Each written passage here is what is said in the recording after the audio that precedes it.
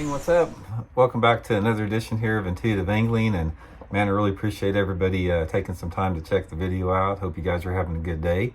And today, guys, we are going to be talking about one of the most incredible studies that I've seen that has sort of changed my opinion on bass, basically bass intelligence and catchability. I think you guys are going to find this incredible. The information sort of changed the way you think about fishing.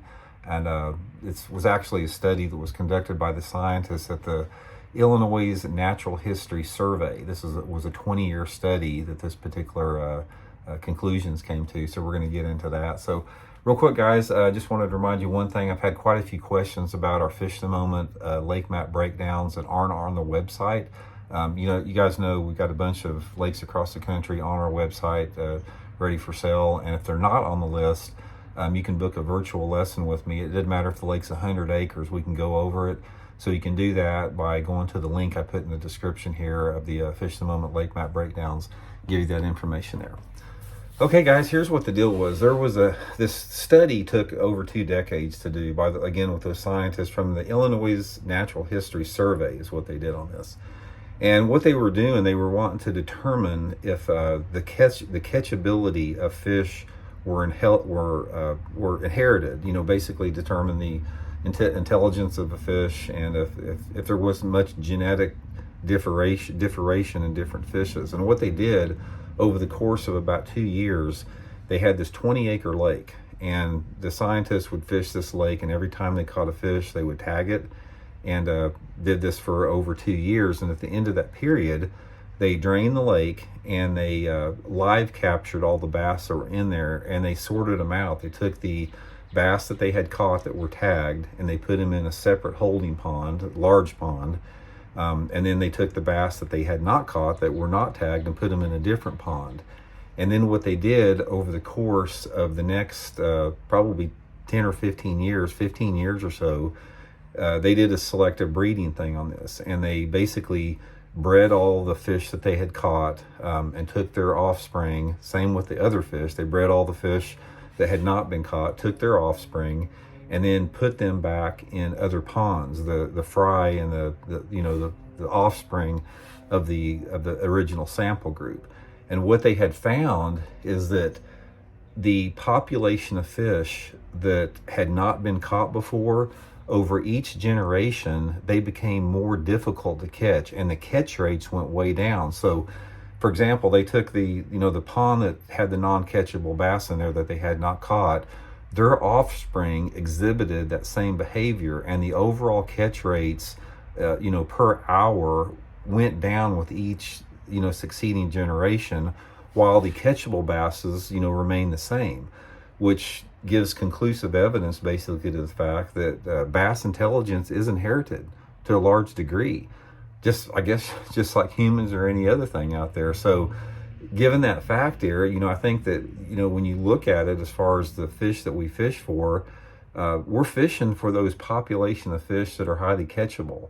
And a lot of those fish out there that are not catchable for whatever reason, remain to be that. They're just more smart. And a lot of that has to do too with the how fish gets conditioned to lures, because I know it was a Mississippi State University study that they did, I think, in 2017, and they did the same type of a study in the fact that they would fish some of these sample lakes for probably a month. And what they would do, these lakes were like maybe 3 to 5 acres, and somebody would make a pass around the pond, just fishing off the bank or whatever, and say they caught 30 bass on the first day. They would go out the next day or 2 days after that, excuse me, and they'd catch 20 bass. And they'd go out the third day, make another pass around it, and they'd catch 10 bass.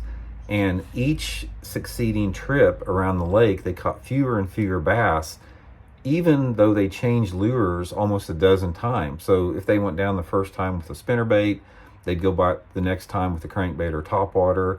And the evidence or the result on that was bass became educated to the lures very quickly. They became educated to vibrations and frequencies and colors and all that type of stuff.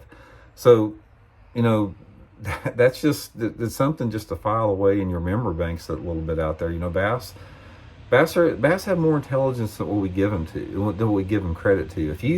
If you've got a bass, a creature like that, in one of those sample groups that was pretty much uncatchable, what is it that allows that fish to be uncatchable? Do they have the ability to distinguish between, you know, something that's real and not real? I mean, how you know, how complex is that, you know, ability that they have there? And it just goes to show you there's so much out there about fish that we don't understand. I mean, we talk about here on the channel a lot. We give you guys foundational tips and advice on how to catch fish, but man, we're only scratching the surface as far as what we know about fish.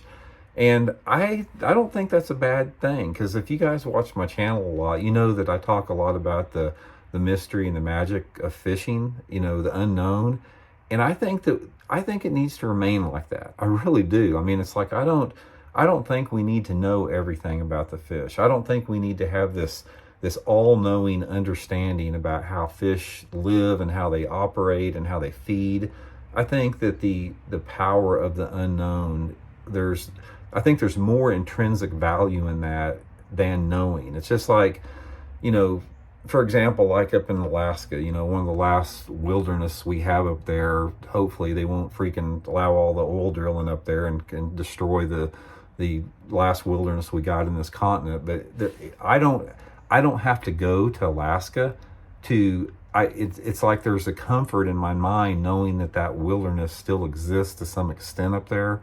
And it's sort of like the same with bass here. It's like there's an element of bass fishing that I don't ever want to understand, or I don't ever want to find out, because I think when you do that, you lose a lot of that wonderment that comes with bass fishing. So point of it is, guys, is we want to learn more about fish to catch more fish, but don't get ate up with it. Don't get ate up to the point where you think you've got to have all the answers and know everything, because I think that diminishes a lot of what fishing actually offers. So anyway, I hope you guys enjoyed it. We'll talk later.